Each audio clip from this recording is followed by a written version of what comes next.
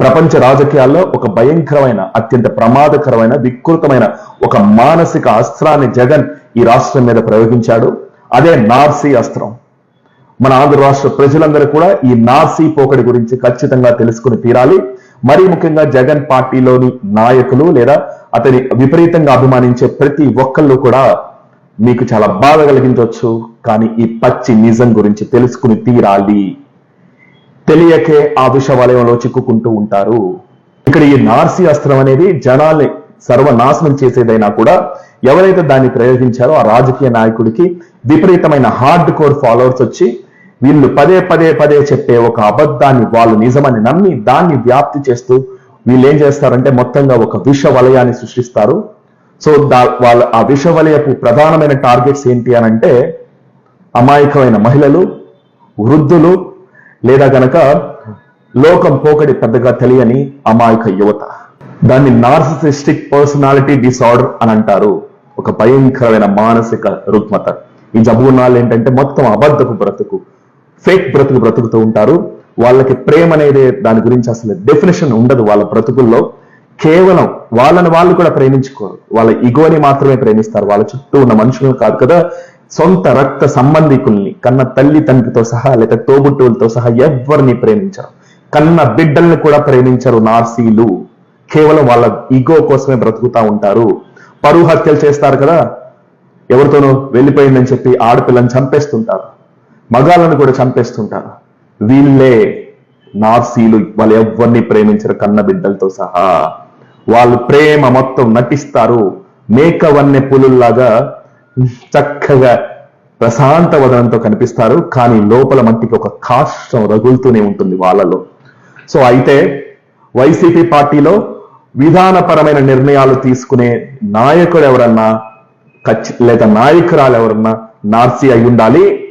లేకపోతే కనుక ఈ పర్టికులర్ విధానాన్ని, నార్సీ విధానాన్ని రాజకీయంలో తీసుకొచ్చి వాడితే ఒక్కొక్కప్పుడు ఒక్కొక్క స్థాయిలో విపరీతమైన అధికారం, విపరీతమైన కంట్రోల్ వచ్చే ఆస్కారం ఉంది. కాబట్టి దాన్ని వీళ్ళు ప్రయోగించి ఉండాలి తెలిసే.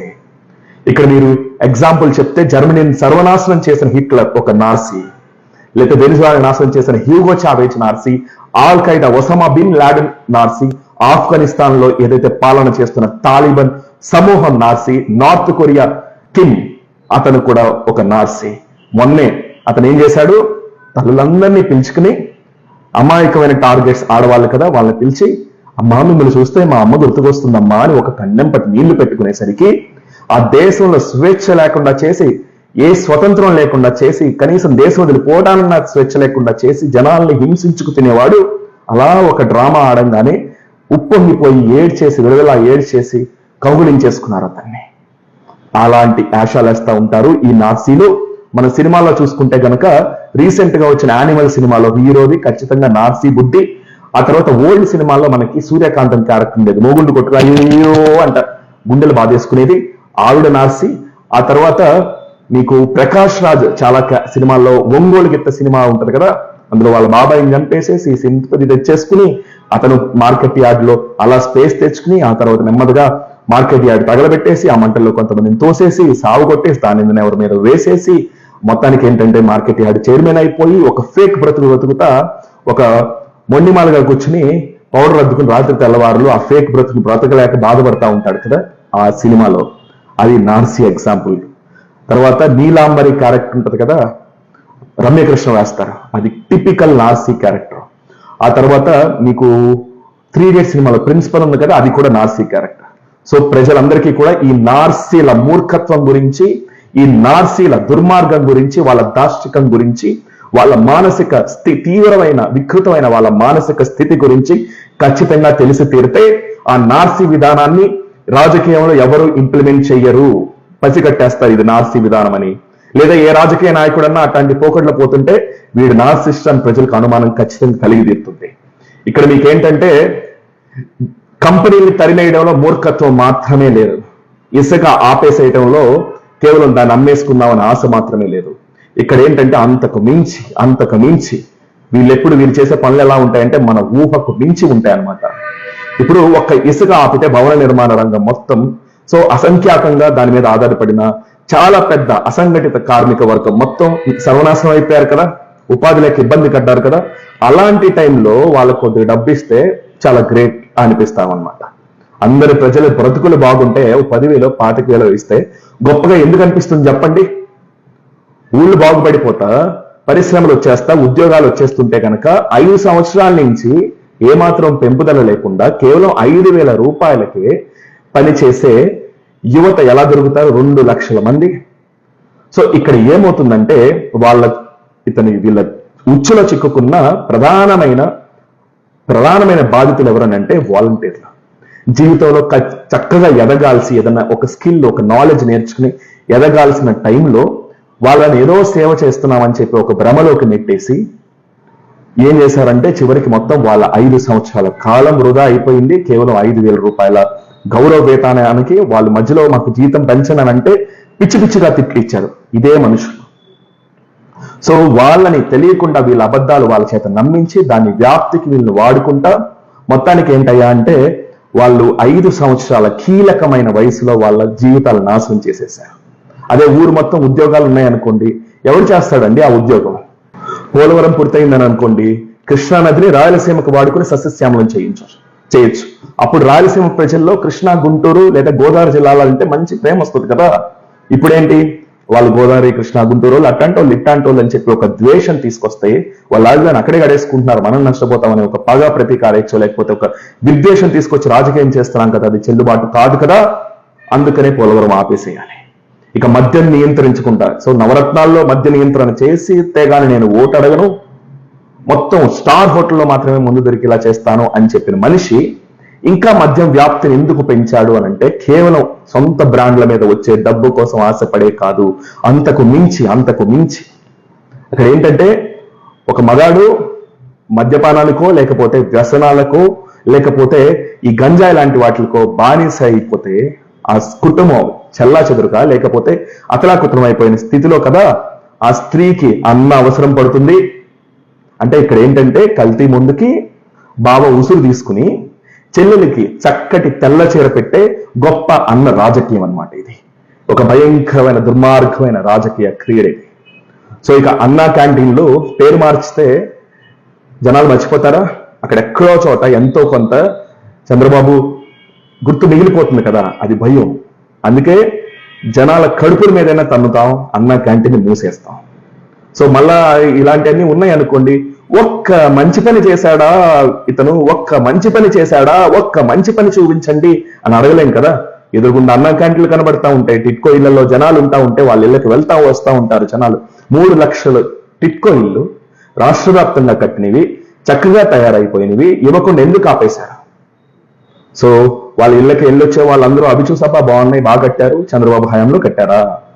ఆ తర్వాత ఇతను ఏవైతే స్లమ్ములు తయారు చేస్తానంటున్నాడో సెంటు స్లమ్ములు, దానిలో మళ్ళా స్కాములు, ఆ స్థలాల కొనుగోలులో స్కాములు, చాలా వరకునేమో ఊరు బయట లేకపోతే కనుక మునక ప్రమాదం ఉన్నవి.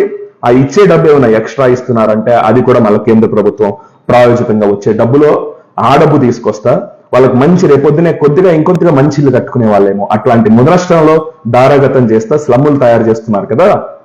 ఆ స్లమ్ములు అందులోకి ఎవరైతే కనుక ఆ ఇల్లు తీసుకున్నారో వాళ్ళు ఆ మంచి ఇల్లు చూసి ఈ బాగున్నాయి అనుకోకూడదు కదా, అందుకని వాటిని మొత్తం 5 ఏళ్ల నుంచి పాడు పెట్టేశారు. సో ఈ దుష్ట చతుష్టయం అని తిడతా ఉంటారు కదా, పద్దాక దుష్ట చతుష్టయం అని. ఇక్కడ వాళ్ళు చాలా స్పష్టంగా ఏంటయ్యా అంటే వీళ్ళని వ్యతిరేకంగా మాట్లాడే వాళ్ళందరికీ కూడా ఒక తాటి మీదకి కట్టేస్తారు. అంటే ఏంటంటే ఎవరైతే వీళ్ళ గురించి నిజాలు చెప్తున్నారో వాళ్ళని దొంగలు, డబుల్ బాచీలు, ఇట్లాంటోళ్ళు అని చెప్పేసి వాళ్ళ మీద ఒక స్మియర్ క్యాంపెయిన్ రన్ చేసి పదే అబద్ధాలు చెప్పేసి ఏంటంటే ఇక వాళ్ళు చెప్పిన నిజాన్ని నమ్మకుండా చేయటం. ఎప్పుడైతే ఆ నిజాన్ని నమ్మకుండా చేస్తారో వాళ్ళు ఇక ఎంత గట్టిగా మొత్తుకున్నా కూడా, ప్రపంచం ఇదే మొదటిసారి కాదండి, చాలా సార్లు జరిగింది. ఈ 10 రూపాయల నాణ్యం ముందు చూసారా, నేను మొన్న వేరే రాష్ట్రం వెళ్తే నాకు ఇది దొరికింది. మొత్తం వాడుతున్నారు, మన రాష్ట్రంలో ఎందుకు వాడట్లేదు అని అంటే ఎప్పుడో పుకారు వచ్చింది ఇది పనిచేయదు అని చెప్పి ఇక వాడట్లా. సో అంటే పుకారుకున్న బలం అది, వీళ్ళు ఇంటెన్షనల్ గా పుకారును పుట్టిస్తారు. సో ఈనాడుకి లేకపోతే ఆంధ్రజ్యోతికి లేదా TV5కి, మహా న్యూస్ కి వీళ్ళ మీద ఎందుకండి? కోపం ఎందుకు జగన్మోహన్ రెడ్డి మీద? వాళ్ళకి ఏమైనా పర్సనల్ గ్రడ్జెస్ ఉన్నాయా? లేవు కదా. కానీ వాళ్ళని రెచ్చగొట్టి, వాళ్ళని తిట్టి, వాళ్ళు ఇంకా రెచ్చగొట్టి, వాళ్ళు ఇంకా హార్డ్కోర్ ఇతనికి వ్యతిరేకంగా వార్తలు, లేకపోతే చంద్రబాబు నాయుడు పార్టీకి అనుకూలంగా వార్తలు రాసేసేలా చేసేసి వాళ్ళకి పూర్తిగా పార్టీ రంగు పులిమేసి అందులో చెప్పే నిజాల్ని ప్రజలు నమ్మని స్థితిలోకి, అతని మద్దతుదారులు నమ్మని స్థితి నుంచి ఒక న్యూట్రల్ గా ఉండే వాళ్ళు కూడా నమ్మని స్థితికి తీసుకొచ్చే అద్భుతమైన, భయంకరమైన, దీన్ని ఏమనాలో కూడా తెలియని ఒక వ్యూహం ముందు చూసారా? ఇదే నార్సీ విధానం. ఆ మధ్యన చంద్రబాబు నాయుడు గారు వాళ్ళ భార్యను ఏదో అన్నారని చెప్పేసి నిండు సభలో ఆయన ఆపుకోలేక కొంత దుఃఖం బయటికి ఎక్స్ప్రెస్ చేస్తే దాన్ని చూపెట్టి చూపెట్టి చూపెట్టి చూపెట్టి అతన్ని ఏడుస్తున్నాడు, ఏడవట్లేదు, ఉట్టిని డ్రామా చేస్తున్నాడు అని చెప్పి ఒక మీనింగ్ సృష్టించి చివరికి అది ఏం చేశారంటే అతని మద్దతుదారులందరూ అది నటన అని నమ్మేలాగా చేయటం. ఒక మామూలుగా ఒక మనిషి అనేవాడు పగోడైనా కళ్ళంబడి నీళ్లు పెట్టినప్పుడు కొద్దిగా చెలిస్తాడు, బాధపడతాడు. అది మనిషి గుణం. అదే అవతలోడు ఏడ్చినప్పుడు కనుక విశృంఖలత్వంగా ఒక సంతోషం మనసు నిండా కలిగిందని అనుకోండి, దాన్నే శాడిజం అని అంటారు. అంటే ఈ విశృంఖలత్వాన్ని ప్రజల మనసుల్లో, అతన్ని నమ్మే వాళ్ళ మనసుల్లో నాటటమే ఈ నార్సీ విధానం. అంటే ఎవరైనా కూడా వీళ్ళని అనుసరించే వాళ్ళని నెమ్మదిగా ఆ రాక్షస సంస్కృతిని నిద్రలేపుతారు. ప్రతి మనిషిలో ఉండే ఒక చెడు ఉంటుంది, మంచి ఉంటుంది కదా, చెడుని వీళ్ళు నిద్రలేపుతారు అనమాట. సో మీరు చూస్తే కనుక వీళ్ళకి మించి ఎవ్వరూ కూడా ఒక గొప్పగా చెరిష్మాటిక్ గా ఉండటం వాళ్ళకి ఇష్టం ఉండదు. సినిమా హీరోలు ఉన్నారు, ఇతనికి మించి చెరిష్మాటిక్, వాళ్ళ చెరిష్మా వస్తుందని అందరినీ అతని కాళ్ళగడి రప్పించుకుని కాళ్ళదారానికి రప్పించాడు కదా, అదే ఈ నార్సీ పోకడి. ఇక తర్వాత ఈ నార్సిసిజంలో మరీ భయంకరమైన విషయాలు ఏంటంటే, ఇక్కడ మన ఆంధ్రప్రదేశ్ లో మనం గమనిస్తున్నది, ఈ ప్రభుత్వం కేవలం నార్సిస్టిక్ పర్సనాలిటీ డిసార్డర్ విధమే కాకుండా ఒక సైకోటిక్ బిహేవియర్ కూడా ఉంది. అంటే ఏంటంటే మేము చెప్పింది జరగాలి, చెయ్యాలి అంతే. మేము అనుకుంటే మొత్తం 3 రాజధానులు ఏర్పడిపోవాలి, మొత్తం రాజధాని నాశనం చేసేసి మేము ఆ రాజధాని అటు తీసుకుపోవాలి, మాకు నచ్చిన చోట రాజధాని పెట్టాలి, మీకు నచ్చిందే చట్టం అవ్వాలి, మాకు నచ్చిన వాళ్ళని అరెస్ట్ చేసేయాలి, దాన్ని ఎవరు అడగకూడదు, ఈ కోర్టులు ఏంటి అన్నట్టు ఒక కావాల్సిన జరగకపోతే మేము విధానసభనైనా రద్దు చేసేస్తాము, ఇష్టం వచ్చినట్టు బిహేవ్ చేస్తాము. ఇది సైకోటిక్ బిహేవియర్. ఆ తర్వాత వీళ్ళకి వ్యతిరేకంగా మాట్లాడిన వాళ్ళని అరెస్టులు చేయించడం, దొంగ కేసులు పెట్టించడం, వాళ్ళ మీద స్మియర్ క్యాంపెయిన్ రన్ చేయటం, వాళ్ళు వెధవలని చెప్పి ప్రచారం చేయటం, సో ఎంతకైనా కూడా దిగజారిపోవటం, సో ఎలాంటి తప్పుడు వార్తలైనా వేసేయటం. ఆ తర్వాత ఏంటంటే వాళ్ళని కొడుతుంటే చూసి సంతోషపడటం, వాళ్ళ బాధను చూసి సంతోషపడటం. ఇది సాడిస్టిక్ బిహేవియర్. ఇక యాంటీ సోషల్ బిహేవియర్ అని అంటే చట్టాలకి ఏమాత్రం మర్యాద ఇవ్వకపోవటం, కోర్టులకు మర్యాద ఇవ్వకపోవటం. మనం చూసాము ఆ జడ్జిని తిట్టించడం, ఆ మధ్యన ఆ కోర్టులే అమ్ముడిపోయినాయి అని అంటాం. ఆ తర్వాత కోర్టులే వాళ్ళ మీద వాళ్ళ పాపం వాళ్ళ కేసులు వేసుకునే పరిస్థితి రావటం. ఆ తర్వాత విధానసభను రద్దు చేసేస్తానంటాం, వాళ్ళ ఇష్టం అనమాట, ఎట్లాంటి చట్టాలైనా తీసుకొచ్చేస్తానంటాం, వాటి గురించి కోర్టులో కేసులు పెట్టి అట్లా మొత్తం ఒక దీనికి తీసుకురావటం. ఇది యాంటీ సోషల్ బిహేవియర్. ఈ 3, ఈ psychotic behaviour, sadistic behaviour, anti social behaviour, ఇవన్నీ కలగలిసిన ఒక భయంకరమైన నార్సిస్టిక్ పర్సనాలిటీతో కలగలిసిందంటే హిట్లర్లు అని చెప్పొచ్చు. కానీ హిట్లర్లో కూడా ఏదో మూల అతని సొంతంతో పాటు ఏదో నాతో పాటు ఈ దేశాన్ని కూడా ఎక్కడో నిలబెట్టేసి టాప్ లో ప్రపంచంలో నిలబెట్టాలనే ఒక ఎక్కడో ఆ మూల ఆ ఫీలింగ్ అన్నా ఉండేది. కానీ ఇక్కడ అది కూడా లేదు. అంటే కంప్లీట్ గా వితౌట్ ప్యాట్రియాటిజం. ఒక నాయకుడు ఇట్లాంటి వాడు గనక ఒక జాతికి, ఒక రాష్ట్రానికి, ఒక దేశానికి గనక నాయకుడు అయితే వినాశనం అలా ఎదురు చూస్తూ ఉంటుందన్నమాట ఈ రోజు. కానీ ఇక్కడ ఇంకొక విచిత్రమైన విషయం ఏంటంటే గనక ఈ నార్సీలు మనం యానిమల్ సినిమాలో చూసాం. అమ్మ వెళ్ళిపోతా ఉన్నప్పుడు అతను వచ్చేసి కాళ్ళు పట్టేసుకుంటా ఉంటాడు, వచ్చి ప్లీజ్ అని అనుకుంటా. వీళ్ళకి అవసరం అయితే కాళ్ళు కూడా పట్టుకుంటారు. అప్పుడు బెయిల్ కోసం కాంగ్రెస్ వాళ్ళు కాళ్ళ బేరానికి వెళ్ళారు. 10 ఏళ్ల నుంచి ఎవరి కాళ్ళ బేరానికి వెళ్ళి ఎవరికి తొత్తులుగా మారిపోయి కనీసం కోర్టు హియరింగ్ అటెండ్ అవ్వకుండా ఉన్నారో కూడా ప్రజలందరికీ తెలిసిందే కదా. సో ఇటువంటి వ్యక్తులు ఎంతగా దిగజారిపోతారు అని అంటే, సొంత చెల్లి నేను ఇంత దరిద్రులు నేను చూడలేదు, నా జన్మలోకి నేను చూడలేదు, ఇంకెప్పుడు కూడా చూడను అనుకుంటా. శ్రీరెడ్డి లాంటి నీచమైన స్త్రీలతో సొంత చెల్లిని తిట్టించడం, ఆ బోరుగడ్డ అనిలట ఎవడవాడు రౌడీ షీట్, వాడి ఇంటర్వ్యూ సాక్షిలో టీవీలో, అసలు ఒక టీవీ ఛానల్ అది వేయటం, ఎవరికి షర్మిల ఆవిడని పెడుతుంటే వీళ్ళు వేయటం, చీర కట్టుకున్న సొంత చెల్లి కట్టుకున్న చీర మీద మాట్లాడటం.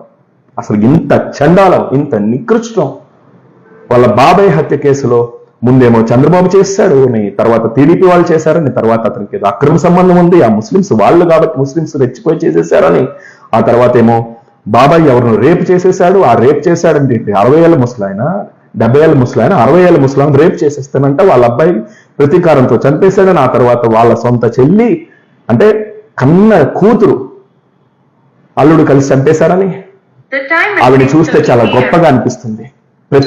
ప్రతి వాళ్ళకి కూడా ఒక కూతురు ఉండాలిరా బాబు, తండ్రి కోసం అలా నిలబడే కూతురు కావాలని ఆదర్శంగా అనిపిస్తున్న ఆవిడ మీద కూడా అన్ని నిందలేయటం, ఇవన్నీ జరుగుతా ఉన్నా కూడా, ఇంత దారుణాలు చూస్తా ఉన్నా కూడా ఎందుకు ప్రజలు ఇంకా అతని గురించి పూర్తిగా అర్థం కావట్లేదు అని అంటే అదే ఈ నార్సిసిజంలో ఉన్న మాయ.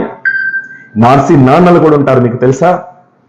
ఒకవేళ వాళ్ళ పిల్లలు కనుక వాళ్ళ భాగోతం బయట పెడుతుంటే వాళ్ళ షేడ్స్ ని వాళ్ళ చావు కూడా కోరుకుంటారు, అవసరమైతే చంపించేస్తారు కూడా, వాళ్ళ పరువుకు హాని కలుగుతుంటే. సో ఇటువంటి భయంకరమైన వికృతమైన స్థితి ఉన్న వాళ్ళు మాత్రమే సొంత రాజధాని మీద విపరీతమైన నెగిటివ్ ప్రచారం చేసి కూలిపోద్దని, మునిగిపోద్దని, భూకంపాలు వచ్చేస్తే పడిపోతాయని రకరకాల ప్రచారాలు చేయించి ఒక అబద్ధాన్ని పదే పదే చెప్పి, ఇది ఏంటి అమరావతికి విజయవాడకి 40 కిలోమీటర్లు ఎక్కడికి వెళ్తే అదే మాట. ఒక్క అడుగురా బాబు అమరావతికి విజయవాడకి ఉన్న దూరం. ప్రకాశం బ్యారేజ్ ఉన్నది ఎక్కడ? విజయవాడలోనే కదా. ప్రకాశం బ్యారేజ్ మధ్య నుంచి మొదలయ్యేది గుంటూరు పరిధి, అంటే ఉండవల్లి అమరావతి పరిధి. పోనీ విజయవాడ రైల్వే స్టేషన్ నుంచి చూడు, ప్రకాశం బ్యారేజ్ మీద నుంచి చూడు, సెక్రటేరియట్ ఇప్పుడు కట్టిన సెక్రటేరియట్ ఎంత దూరంలో ఉంది? 14 కిలోమీటర్లు. అయినా కూడా అదే అబద్ధాన్ని చెప్పి మళ్ళీ నమ్మించే ఒక విష సంస్కృతి. సో అసలు ఇన్ని కులాలని రెచ్చగొట్టడం, కొంతమందిని ఆ కులాలు రెచ్చిపోయి కొన్ని కులాలను రెచ్చగొట్టేసి కొందరు నాయకుల వైపు ఇంక్లైన్ అయ్యేలా చేయటం, ఇంకొన్ని కులాలను ఇంకొకరి నాయకుల మీద ఇంక్లైన్ అయ్యేలా చేయటం, ఆ తర్వాత ఆ కులాల మీద సమాజంలో ఒక వ్యతిరేకతను సృష్టించడం, లేదా ఆల్రెడీ ఉన్న కొంత వ్యతిరేకతను రెచ్చగొట్టడం, ఆ తర్వాత ఆ కులాలని ఆ పార్టీలకి ఆ కులాలను అంటగట్టడం, ఇక సింగిల్ గా దమ్ముంటే పోటీ చేయండి అని రెచ్చగొట్టి ఆ పార్టీలు పొత్తు పెట్టుకునేలాగా ప్రోత్సహించడం ఇండైరెక్ట్ గా. ఒకవేళ వాళ్ళు పొత్తులు పెట్టుకున్న తర్వాత వీళ్ళ నెగిటివిటీని కలిపి ఒక జాయింట్ నెగిటివిటీగా చూపించి వాళ్ళ మీద ఉన్న నెగిటివిటీతో ఇన్ని ముదనష్టాలు చేస్తా కూడా, ఇన్ని అకృత్యాలు చేస్తా కూడా ఓట్లు వేయించుకునే ప్రయత్నం చేయటం అనే ఒక భయంకరమైన రాజకీయ పన్నాగం ముందు చూసారా? ఇదే నార్సీ పోకడి. ఈ నార్సీల గురించి మనకు పూర్తిగా తెలియకపోతే ఆ ఉచ్చులో మనం చిక్కుకుపోతాము. ఇంకా చాలా డెప్త్ ఉంటుంది. తెలుగుదేశం పార్టీ వాళ్ళు కాదు, దీని గురించి ఇంకా బాగా తెలుసుకోవాల్సింది వైసీపీ పార్టీ వాళ్ళే. దాని గురించి ఇంకొక వీడియో పెడతాను. ఇక ప్రతిపక్షాల పార్టీలు గాన లేకపోతే ప్రజలు గాన దీని గురించి తెలుసుకుని జాగ్రత్త పడి వీళ్ళు ఈ వారం రోజుల్లో 10 రోజుల్లో కూడా ఇంకొన్ని దీన్ని తీసుకొచ్చి నేరేషన్స్ తీసుకొచ్చి ఎన్నికల ముందు డబ్బులు వీళ్ళ దగ్గర పెట్టుకుని అవతల వాళ్ళే డబ్బులు పంచుతారు అని చెప్పి ఒక ప్రచారం చేసి వాళ్ళని ఎక్కడ డబ్బులు పంచనివ్వకుండా చేసి వీళ్ళు మట్టికి ఏదో ఇచ్చేసి చివరికి చౌకగా జనాల చేత ఓట్లు ఎంచుకునే అద్భుతమైన రాజకీయ పన్నాగాలు కూడా వీళ్ళ దగ్గర ఉంటాయి. ప్రతి ఒక్కరు జాగ్రత్తగా ఉండాలి. ఈ నార్సీ సంస్కృతిని, విష సంస్కృతిని తెలుసుకుని ఉండాలి. లేకపోతే మన రాష్ట్రాన్ని కాపాడుకోవటం కష్టం ఈ నార్సీ పోకడ నుంచి. జై ఆంధ్రప్రదేశ్.